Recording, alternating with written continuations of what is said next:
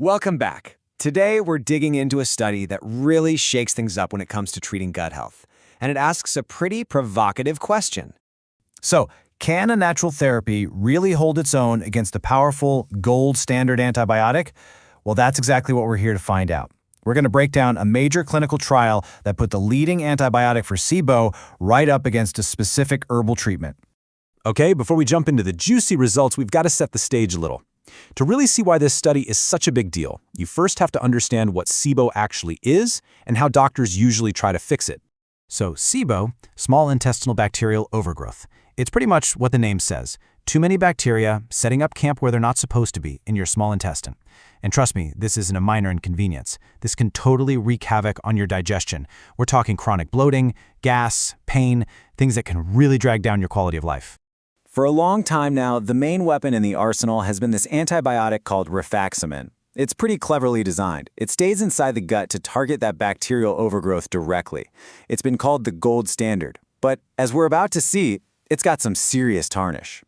And here's the thing. Even though it's the standard treatment, Rifaximin comes with a lot of baggage. For one, it doesn't always work. The success rates are kind of all over the place. On top of that, it can cost a fortune, and you're rolling the dice with potential side effects. You can see why people are desperately looking for another way, right?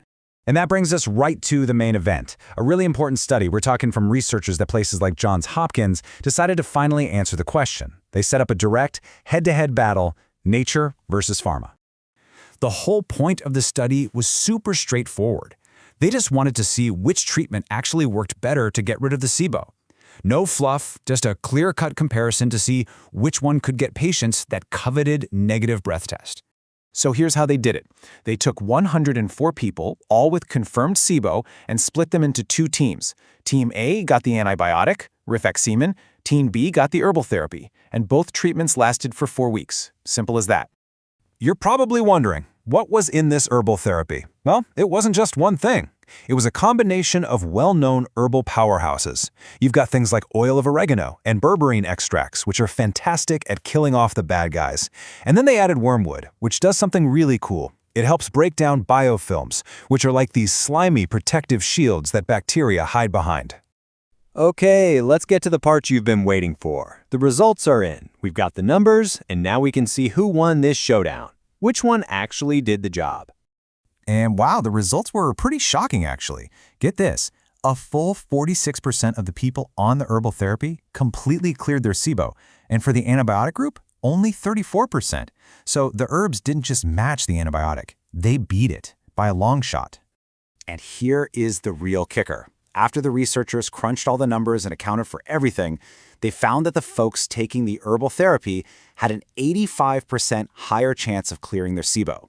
I mean, that's not a small difference. That is a huge, game-changing advantage for the natural approach. Let's just put it all out there, side by side. It's a total knockout. The herbal therapy, higher success rate. The side effect rate, way, way lower.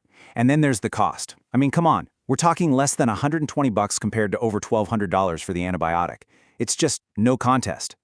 And it's not just how many side effects there were, but what they were. In the Rifaximin group, people experienced some scary stuff. Severe allergic reactions, hives, even C. diff, which is a really nasty infection you do not want. And the herbal group, one person reported diarrhea. That's it. The safety profile is just in a different league. But wait, there's more. The researchers didn't just stop at the first round. They thought, okay, what about all the people who took the antibiotic and it just didn't work? This is a really important question. And, you know, this happens all the time. Imagine going through that whole expensive treatment, hoping for relief, only to find out you're right back where you started. It is so frustrating. So what do you do then? This next part might be the most mind-blowing piece of the whole study. They took the patients who failed the antibiotic treatment, and they gave them the herbal therapy instead. And guess what? It worked for almost 60% of them. That's just incredible. And to put that in perspective, the researchers pointed out that getting that kind of success rate after a first-line treatment fails is what you'd hope to see from a super aggressive triple antibiotic therapy. The herbals did that, but without all the associated risks. That's just wow. So let's wrap this up. What's the bottom line? The evidence here is crystal clear. This herbal approach isn't some flimsy second-best option. The data shows it's actually more effective, it's way safer, it's a tiny fraction of the cost, and it can even work as a backup plan when the gold standard fails. It wins on every single point. So when you look at all this, it's more effective, it's safer, it's cheaper, and it works as a rescue. It really makes you wonder, doesn't it? This research basically puts a huge question mark next to the so-called gold standard. It suggests that for a lot of people dealing with SIBO, an evidence-backed natural therapy shouldn't just be an alternative. Maybe it should be the first thing they consider.